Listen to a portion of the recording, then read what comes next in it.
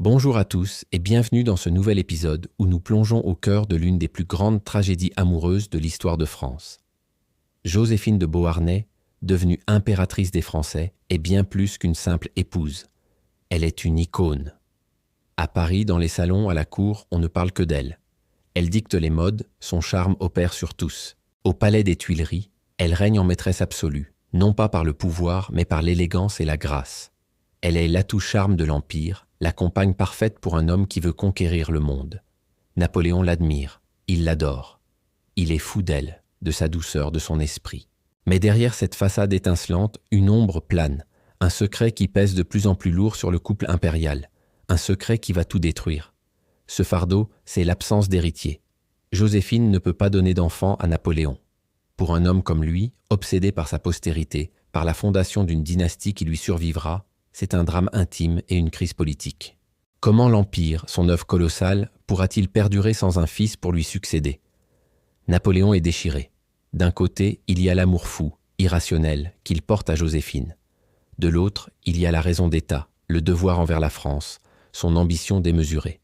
Pendant des années, il repousse l'inévitable. Il hésite, il espère un miracle. Peut-être est-ce lui, le stérile. Il a des aventures, une maîtresse lui donne un fils, et le doute n'est plus permis. Le piège se referme sur le couple. Dans l'intimité, loin des fastes de la cour, l'empereur pleure. Il sait ce qu'il doit faire, mais son cœur refuse. Sacrifier la femme de sa vie sur l'autel de son empire est une perspective qui le dévaste. Chaque jour qui passe rend la décision plus insupportable, mais aussi plus nécessaire. Et finalement, en 1809, après des années de tourments, il tranche. La décision est prise, c'est sans doute la plus douloureuse de toute son existence. Il va divorcer. Mais ce ne sera pas un divorce ordinaire. Ce sera un divorce d'État, un acte politique spectaculaire, conçu pour marquer les esprits et justifier l'injustifiable. Le 15 décembre 1809, la cour impériale est assemblée au grand complet. L'atmosphère est glaciale, pesante. Tout le monde retient son souffle. Napoléon, le visage fermé, annonce sa décision. Puis vient le tour de Joséphine. Tremblante mais d'une dignité bouleversante, elle lit un discours préparé, dont chaque mot est un poignard dans le cœur de l'empereur. Elle déclare « Je dois tout à mon époux, je n'ai jamais cessé de l'aimer ». Elle accepte le sacrifice pour la France, pour lui. C'en est trop pour Napoléon. L'homme qui fait trembler l'Europe, le maître de la guerre, s'effondre. Incapable de retenir ses larmes, il quitte la salle, brisé. L'Empire est sauvé, mais l'empereur est désormais seul. Napoléon épousera Marie-Louise d'Autriche, une jeune archiduchesse qui lui donnera enfin le fils tant attendu, le roi de Rome. Mais dans son cœur, le vide laissé par Joséphine ne sera jamais comblé. Aucune autre femme, aussi noble ou jeune soit-elle, ne pourra remplacer celle qui fut sa première et unique passion. Pendant ce temps, Joséphine se retire dans son domaine de la Malmaison.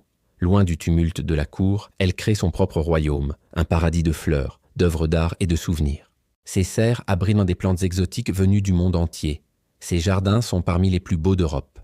Elle continue de recevoir les grands de ce monde, les rois et les diplomates, qui viennent admirer sa collection et écouter cette femme à l'aura intacte. Mais son regard est ailleurs, toujours tourné vers le passé, vers celui qu'elle a perdu, mais qu'elle n'a jamais cessé d'aimer. De son côté, Napoléon est emporté par le tourbillon de l'histoire. Les campagnes militaires se succèdent, les victoires éblouissantes, puis, peu à peu, les défaites amères.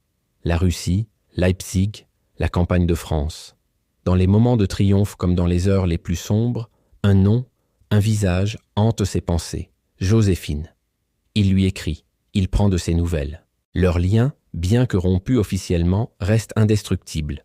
En mai 1814, alors que Napoléon est en exil sur l'île d'Elbe, la nouvelle tombe. Joséphine est morte, à seulement 50 ans, emportée par une pneumonie. En apprenant la nouvelle, l'empereur déchu reste prostré, silencieux pendant un long moment. Puis il murmure pour lui-même. C'est une perte irréparable. Elle m'a aimé comme personne. Pour lui, c'est une partie de sa propre vie qui vient de s'éteindre. Plus tard, exilé à Sainte-Hélène, sur ce rocher perdu au milieu de l'Atlantique, Napoléon passe ses dernières années à dicter ses mémoires. Dans la solitude et l'amertume de la défaite, ses pensées retournent sans cesse vers elle. Il se souvient de leur rencontre, de leurs lettres passionnées, de la douceur de la Malmaison. Il regrette le divorce. Il regrette tout. Sur son lit de mort, en 1821, ses derniers mots, prononcés dans un ultime souffle, seront pour ses trois grandes obsessions, France, armée, tête d'armée. Joséphine. L'amour avait survécu à tout, à la gloire, à la guerre, à la séparation et même au temps. Leur romance, brisée par les impératifs du pouvoir, est entrée dans la légende. Napoléon et Joséphine ne sont plus seulement des personnages historiques, ils sont devenus un mythe éternel. Le symbole de la passion absolue, mais aussi de la tragédie que peut engendrer la rencontre entre l'amour et le pouvoir. Une histoire qui, plus de 2 siècles plus tard, continue de nous fasciner et de nous émouvoir. Merci d'avoir suivi cet épisode. Si cette histoire vous a touché, n'hésitez pas à laisser un pouce bleu, à partager la vidéo et surtout, à vous abonner pour ne rien manquer de nos prochaines explorations historiques. À très bientôt.